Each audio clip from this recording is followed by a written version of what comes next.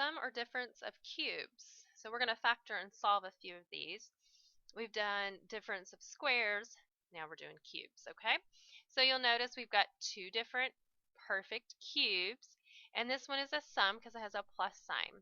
So for this one, we're actually going to use this first formula up here. You're not expected to know these two formulas. They'll be at on your test and that, but you do have to be able to use them. So the first thing we're going to do is we're going to identify what A and B are. They're the cube roots. So the cube root of x cubed is x, and the cube root of 64. What number times itself 3 times gives you 64? Well, 4. Okay, because 4 times 4 times 4 gives me 64. You can do that in your calculator, what have you, all right? So A and B, we've got those defined. Step 2, we're going to use the correct formula. We've already decided that we're going to use the one that has the plus. All right, so A cubed, so A is now x, so I'm going to write down x cubed, all right, plus our 64, okay, is the one that we are using. So this is going to equal A plus B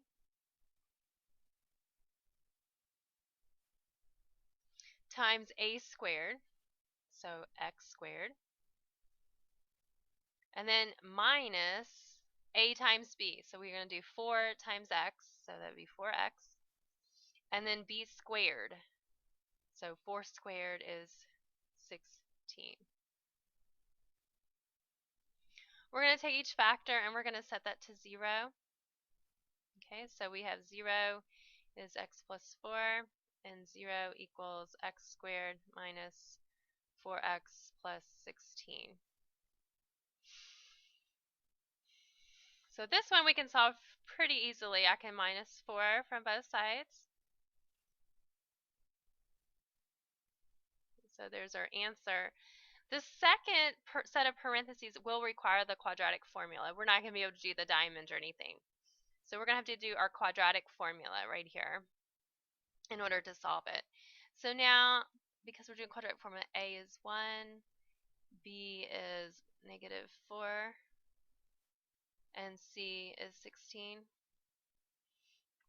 X equals the opposite of B, plus or minus square root B squared minus 4AC all over 2A.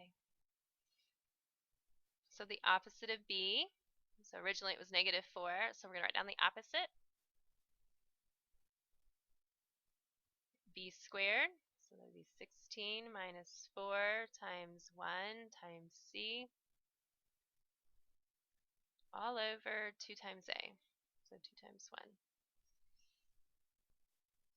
Okay, and now you want to put the part underneath the square root in your calculator. So don't use the square root button, just do 16 minus 4, parentheses 1, parentheses 16, and you should get negative 48, and that's going to be over 2 times 1. 48, we're going to have to break down.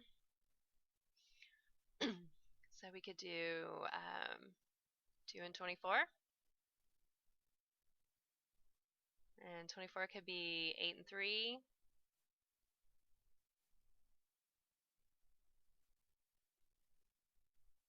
Circle up our doubles. So we have this double 2, and we also have this double 2. So we get 4 on the outside.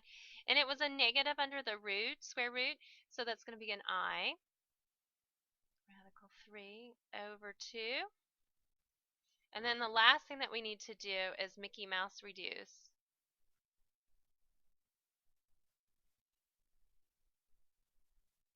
So if we were to look at the 4, 4, and the 2, make Mickey Mouse ears. All of those are divisible by 2, so we could say 2 plus or minus 2i radical 3. You don't touch the number underneath after you've simplified it over 2 divided by 2 is 1. You don't necessarily have to have that 1 there. Okay, so we were supposed to get 3 answers because the degree is 3. And we have it. We have negative 4 as an answer, and then we have 2 imaginary solutions, and notice that they are conjugate because conjugates, imaginary roots must come in conjugate pairs. All right, let's look at example 2. Okay, example 2, I'm going to do this in a different color. Example 2 is a subtraction in the middle, you'll notice. And so we are going to have to use our second little formula here. All right, so step 1, we need to identify what A and B are going to be. So A is the cube root of this first term, so we get X. And then the cube root of 1,000 is 10, because 10 times 10 times 10 is 1,000, takes 3 of them. All right, so if we use this formula, we need to say A minus B, so X minus 10, A squared, so A is now X, so we have X squared, plus A times B, so X times 10, plus B squared, and B squared, so 10 squared is 100. Step 3, we need to take each factor and set that to 0. So we have X minus 10 is 0, and we have X squared plus 10X plus 100 is 0. First one's going to be pretty easy to solve. So we have X equals 10. And then to do the second parentheses, it always ends up that you have to use the quadratic formula for the second part. It's not going to be factorable. It's going to come out really messy. All right, so now we're going to use that quadratic formula. So I'm going to do that in a different color. Now I'm going to identify A and B and C for our quadratic formula. So again, X equals opposite of B plus or minus square root B squared minus 4AC all over 2A.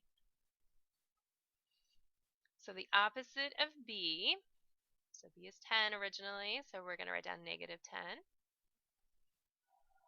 B squared, so 10 squared is 100, minus 4 times A times C, all over 2 times A, so 2 times 1.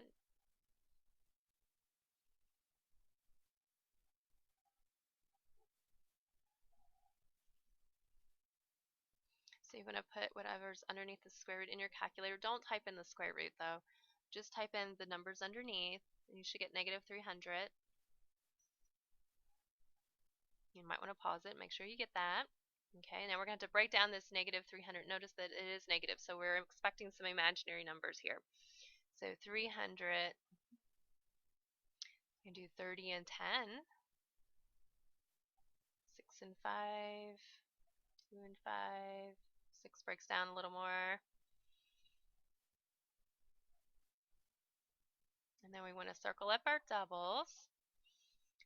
So let's see, we get a double 2 and a double 5. So those go on the outside. So 2 times 5 is 10. And remember, it was negative, so we have an I. And then what didn't get circled? It has to stay in the jail. All over 2. And then the last step, of course, is we want to simplify that if we can. So we're going to Mickey Mouse reduce. So I'm going to look at that negative 10, this 10, and the 2, make Mickey Mouse ears. So X equals, they're all divisible by 2. So I get negative 5 plus or minus 5I radical 3. Leave the number under the radical alone, and that would be over 1. And you don't necessarily have to have that little 1 written there. So again, we had a cubic, a degree of 3. We have to get 3 answers. We have 1 real, and then we have 2 imaginary roots, and notice that these are, in fact, conjugates, because imaginary roots have to come in conjugate pairs. They cannot exist as a single or an odd number of imaginaries. All right. Last one, I'm going to help you get started, and then you're going to finish this for your Google form. All right, so first step is to identify A and B. So the cube root of 125, x cubed, is 5x. And the cube root of 27 is 3. Now you need to pick out which formula that you want to use. Alright, so let me help you get started. Alright, so if we go back, we're going to have to use the second one because we have a minus sign. So we need to say a minus b. And let me see if I can copy that. Alright, so here I've got it copied over here for you. So we are using the second equation here, second formula, so a minus b. I'm going to help you get started. So we would have a is now 5x minus b. And then a squared. So what's 5x quantity squared is 25x squared. Think about it, 5x times 5x. Plus a times b is 15x. Plus b squared, so 3 squared. Okay, so now I want you to solve.